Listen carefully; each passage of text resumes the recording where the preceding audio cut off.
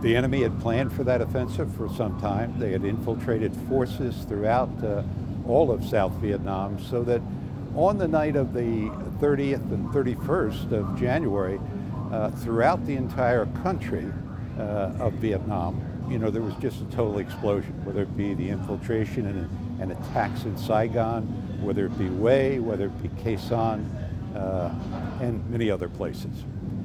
I think it's important to understand that the enemy really caught us by surprise. We, the 2nd Battalion, 5th Marines, were down in the Troy River Valley, that is south of Phu Bai. Phu Bai is south of Hue. When the city was infiltrated, we actually were in a big fight on the 30th down in the Troy River Valley with a full North Vietnamese Army battalion. And so there wasn't an opportunity for days, weeks, or months really of preparation. We're talking about shifting from a kind of somewhat rural fight right into a city for the first time in decades for the Marines, really. The experience level as far as fighting in a city just did not exist. I don't think any of us had actually fought in the city. The last big urban fight was Seoul in the Korean War.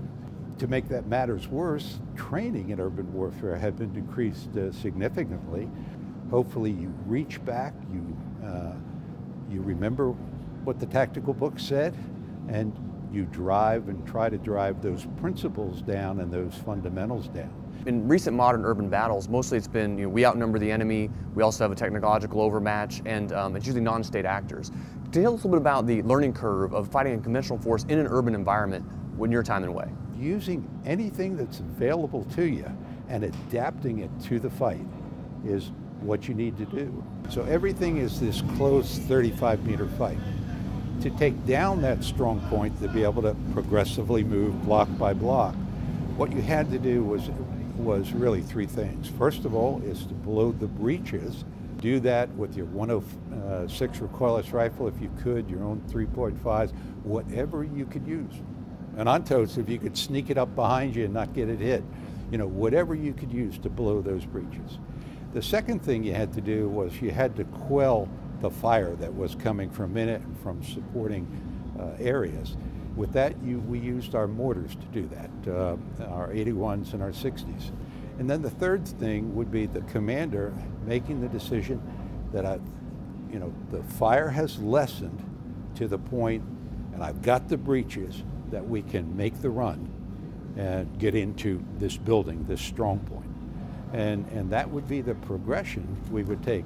If you have to, advise, if you sat down with a young captain today who might find him or herself in your shoes that you did 50 years ago, what would be just the big lessons about urban combat specifically that you would want to pass on to him or her? I think I would put it this way. I've got to be adaptive, I've got to use my imagination as to how I'm going to take this down, and then I've got to be innovative. I've got to say, hey, what are the tools I have available to me? And I can't go by the old adage, well, that weapon's only designed to kill tanks, or that weapon's only designed to do, that's bull. What can that weapon do for me now? Or, whatever process or procedure you have, what can it do for me now? Or how can I adapt it to make this work in an urban fight?